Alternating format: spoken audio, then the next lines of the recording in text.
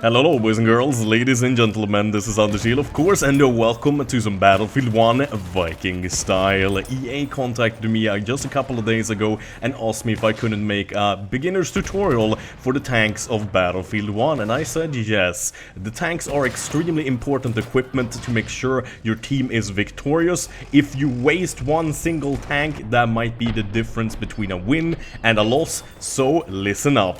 First of all, you need to select a tank. If there's no tank, you will not be able to click the icon, but as soon as there's a tank available and you click it, that tank is reserved for you. Then you pick between light tank, heavy tank, land ship, or artillery truck even, and then you can even click that and pick between 3 different kinds of loadouts, and then you hit deploy and you're off to kill your enemy. When you start playing Battlefield 1, you will only have the vanilla variants of the different tanks unlocked, so the light tank, the heavy tank, and the land ship. But the more you play and the better you do and the better teammate you are, you will earn more of the in-game currency called war bonds. You can use these in-game currencies to buy upgrades for your tanks, such as the flanker tank, the flame tank, the Howitzer tank, or the tank hunter, and more. When you slayed your enemy and you earned your war bonds and you like to upgrade your tanks, you simply go into the customization tab next to the squads tab and buy whatever upgrade you like / can afford. When you finally started unlocking some of these different tank types, you will be able to more easily tailor your own response and loadout to be able to counter whatever the enemy is doing or what kind of loadout they are using.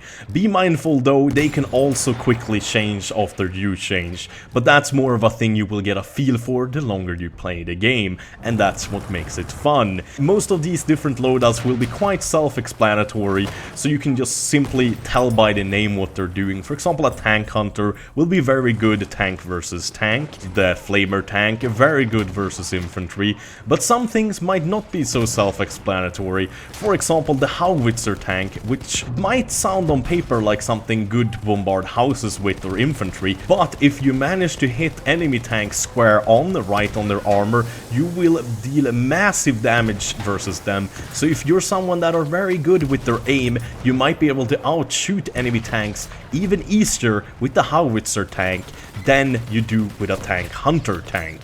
The tanks have different kinds of equipment and abilities. For example, you can put down a smoke screen so your friendlies can more easily advance. You can put down mines to easily kill off enemy tanks that try to come from behind, or even put down medipacks to heal up your injured teammates that are trying to advance behind you. One of the most important things is to keep your tank alive. It will take a long time until you can spawn with another tank, and in that time the enemy will have an upper hand on you and your team. So if your tank is taking massive amounts of damage, just simply fall back to where the enemy can't reach you, hold down X and wait, and the tank will repair itself. If you get hit whilst you are doing these repairs, it will be reset and you won't get any health back, so it is very important that you fall back to a safe location where you can't take any more damage. When you're fully repaired, you'll simply go up to the front line again and kill that enemy and win the battlefield for your team.